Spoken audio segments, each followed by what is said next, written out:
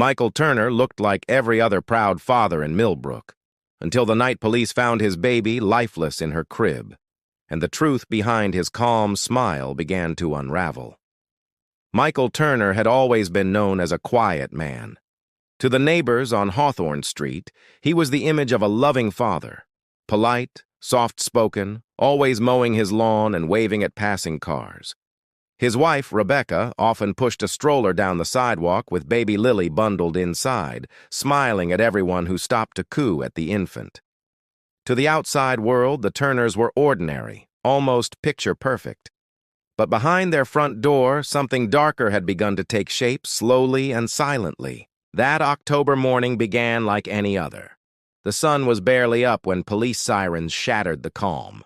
An emergency call had come from the Turner residence.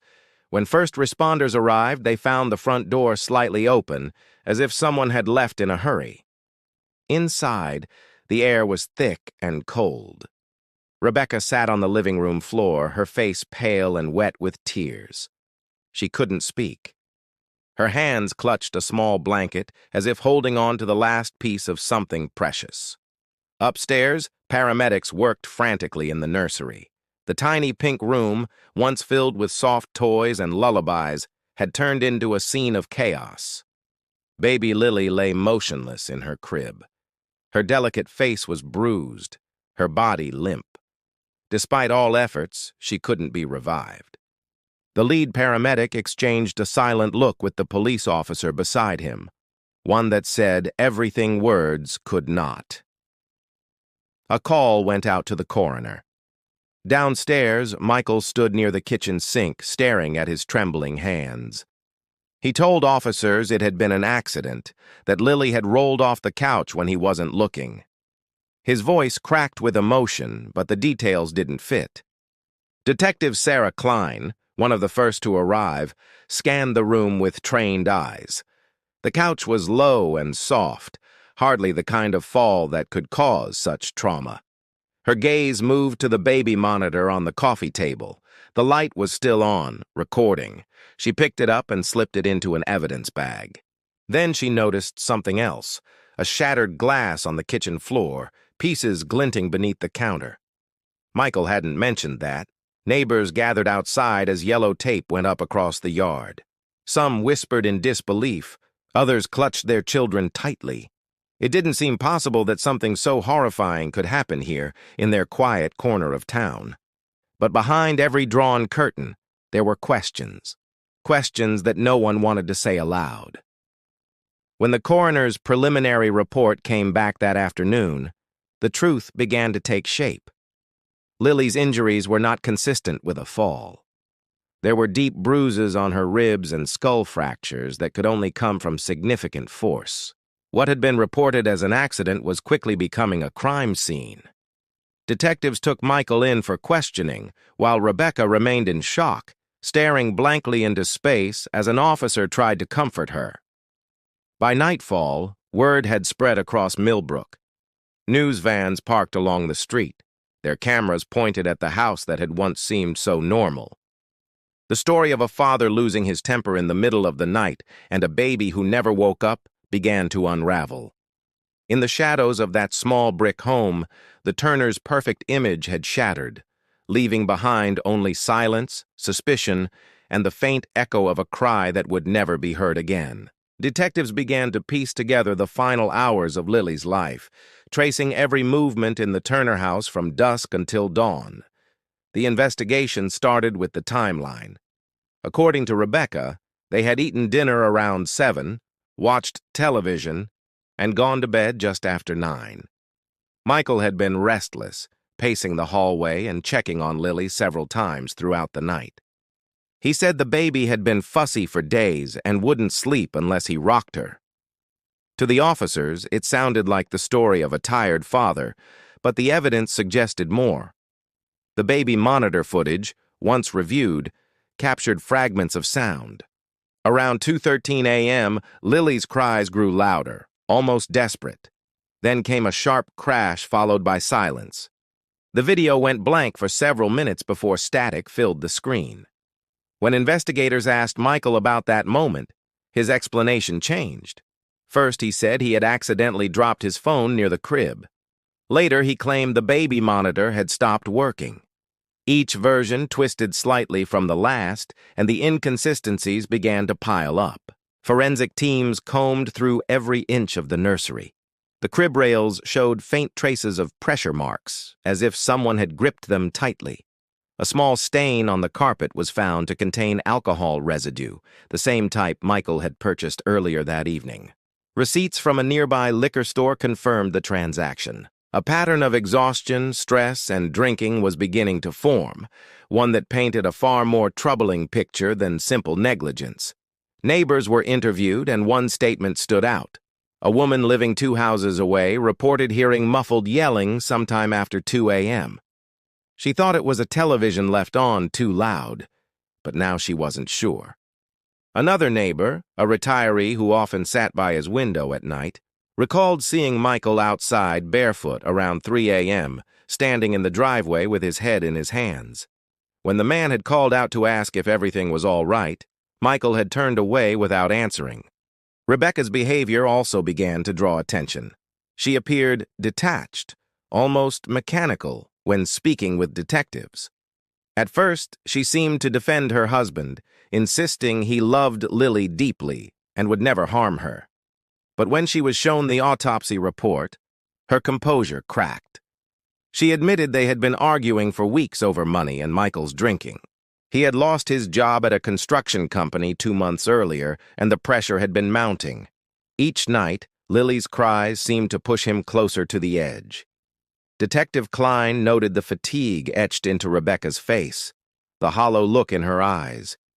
When asked if she had ever seen Michael lose control, she hesitated before whispering that sometimes he shouted too loudly, sometimes he shook the crib too hard. But she had always stepped in, she said, always stopped him before it went too far. Now, she couldn't say whether she had been too late. The pieces of the night were falling into place, forming a timeline that left little room for doubt. The bruises, the silence, the broken glass, and the vanishing footage all pointed to something violent that had happened in the early hours.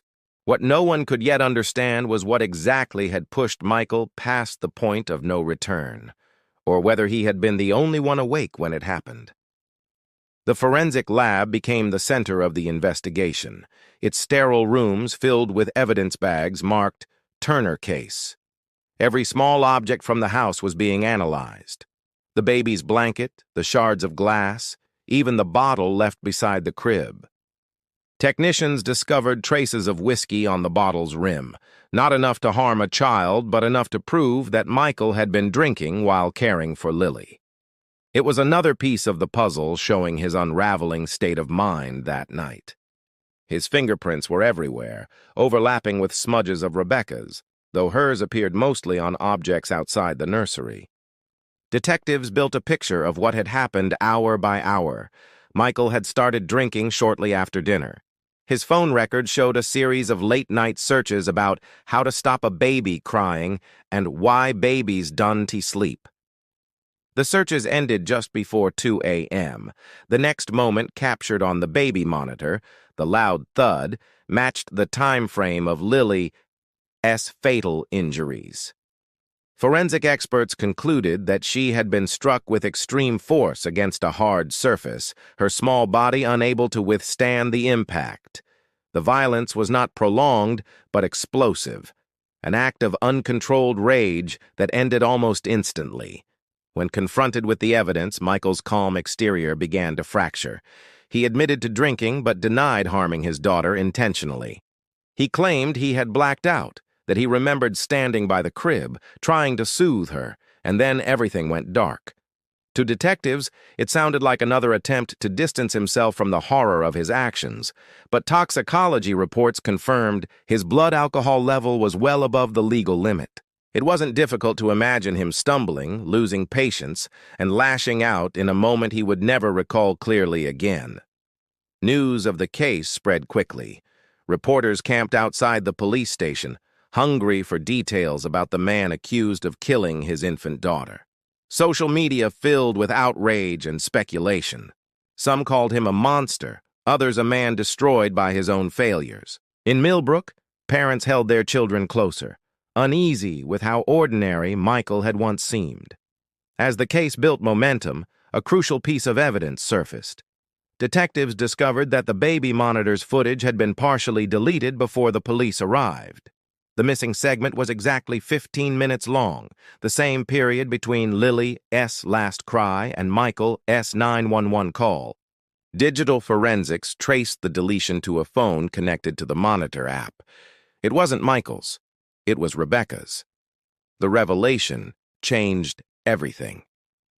Rebecca had told police she had been asleep through the night, but her phone activity told another story. She had opened the Monitor app at 2:17 a.m., seconds after the thud, and deleted a section of the recording before emergency services were called. When questioned, she said she had panicked, terrified of what the video might show. Her explanation raised more questions than it answered. What exactly had she seen? And why had she been so afraid to let anyone else see it? The discovery split the investigation wide open. What had once seemed like a case of one man's violent outburst was now tangled in layers of secrecy and fear. Detectives realized the truth might not lie only in Michael S.'s actions, but also in what Rebecca was hiding from the world. And perhaps even from herself. The deleted section of footage became the center of the investigation, the one missing piece that could reveal what truly happened inside the Turner house that night. Forensic technicians spent days restoring fragments of the corrupted file. Slowly, pieces of the recording were recovered. Faint sounds, distorted images, and snippets of movement caught through the static. What they found changed the entire direction of the case. The video didn't begin with Michael entering the nursery, it began with Rebecca. She appeared in the doorway at 2:10 a.m., walking toward the crib. Lily was already crying. Rebecca leaned over, trying to soothe her, but her movements were tense, impatient. Moments later, Michael entered behind her, shirtless and unsteady, holding a drink in one hand. The recording captured the couple moving around the crib, their gestures sharp and fast. No words were clear, only muffled noise, the rhythm of argument under the baby's cries. Then came the sound of glass shattering, the same glass later found near the crib. The picture briefly blurred, but a flash of Michael's arm could be seen swinging downward. After that, silence. Rebecca backed away, her hands covering her mouth. She left the room seconds later, turning off the monitor camera as she went. The screen went dark. Detectives replayed the restored footage again and again. It showed enough to confirm Michael's violent action, but it also raised unsettling questions about Rebecca's role. Why had she been in the room before everything happened? Why had she turned off the camera afterward? And what had driven her to delete the video before police arrived? When investigators confronted her with the restored evidence, she sat motionless for several minutes, her face pale and unreadable. Finally, she admitted that she had gone to the nursery first that night because she had heard Michael yelling. She said he had been drinking for hours, and that she feared what he might do if the baby didn't stop crying. But her story shifted again when asked why she didn't call for help immediately. She said she froze, that she didn't believe what she'd seen, and that she deleted the footage to protect herself. Detectives searched deeper into her background, uncovering a pattern of quiet fear. Medical records showed minor bruises from previous accidents, injuries she had never reported. Friends later revealed she had confided in them about Michael S.'s temper, but always insisted he wasn't dangerous, just overwhelmed. The more the investigators uncovered, the clearer it became that the house had been filled with tension long before the tragedy. Forensic analysis confirmed both Michael's and Rebecca's fingerprints on the broken glass. A small streak of Rebecca's blood was also found on the doorframe of the nursery, likely from when she rushed out of the room that night. To the detectives, it painted a picture of chaos. Two parents trapped in fear, anger, and guilt. When Michael was told about the recovered footage, he broke down in tears, claiming he didn't remember what he'd done. But Rebecca's confession had left no doubt about the sequence of events. She had seen everything, chosen silence and tried to erase the evidence. The case no longer looked like a simple act of rage. It was something more complicated, a collision of fear and denial between two broken people, both bearing responsibility for a child's final moments. And in that truth, the illusion of the perfect family finally collapsed, leaving only the haunting image of what the baby monitor had tried to capture before the darkness took over. The trial drew the entire town into its orbit. Crowds lined up outside the courthouse each morning, desperate to catch a glimpse of the couple whose story had shaken Millbrook to its core. Inside, the atmosphere was tense. Reporters filled every seat, notebooks ready, cameras waiting for tears, for outbursts, for any sign of the emotion that had destroyed a family. Michael sat at the defense table, thinner than before, eyes hollow and distant. Rebecca sat a few feet away, her face pale, her hands clasped tightly together as though she might come apart if she let go. They no longer looked at each other.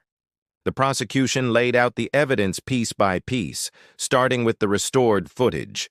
Each frame was displayed on a large screen, the room falling into silence as the blurred images flickered before the jury. When the sound of glass breaking echoed through the speakers, Rebecca closed her eyes.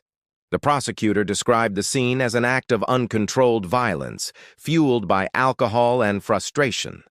The defense argued that Michael had been suffering from severe mental exhaustion, that his actions were not premeditated but the result of a tragic lapse in control. The distinction between intent and impulse became the heart of the case. Rebecca's role added another layer of complexity. She was charged not only with obstruction of justice, but also with child endangerment. Her deleted footage and delayed 911 call were seen as acts of concealment. The defense insisted she had been terrified, paralyzed by shock, unable to think clearly. But the prosecution painted her as complicit, someone who had protected her husband instead of her child. Witnesses from both sides gave conflicting accounts. Friends described her as a devoted mother living in fear of a volatile partner. Others said she had enabled him, covering up his temper to preserve the illusion of a stable home. When Rebecca took the stand, the courtroom held its breath. Her voice trembled as she recounted that night, the crying, the shouting, the crash, and the silence that followed. She admitted she had deleted the footage because she couldn't face what it showed. She said she thought if she erased it, it might all somehow become less real. But as she spoke, the weight of what she'd done pressed through her words. The jurors watched her with a mix of pity and disbelief, their faces unreadable. After weeks of testimony, the verdict came.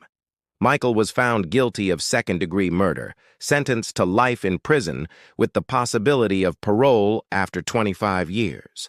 Rebecca was convicted of obstruction and neglect, receiving 8 years. The courtroom was silent as the sentences were read. The only sound, the quiet sobs that echoed from the gallery. The house on Hawthorne Street was eventually sold, its windows dark and empty. Neighbors who once exchanged small talk now avoided the subject entirely. Lily's grave became a small place of remembrance, often visited by strangers who left flowers and tiny toys. Her name lingered in the air long after the reporters left and the headlines faded. For Millbrook, the tragedy became a story told in whispers, a reminder that beneath the surface of ordinary lives, darkness can hide unseen until one moment of fury exposes it all.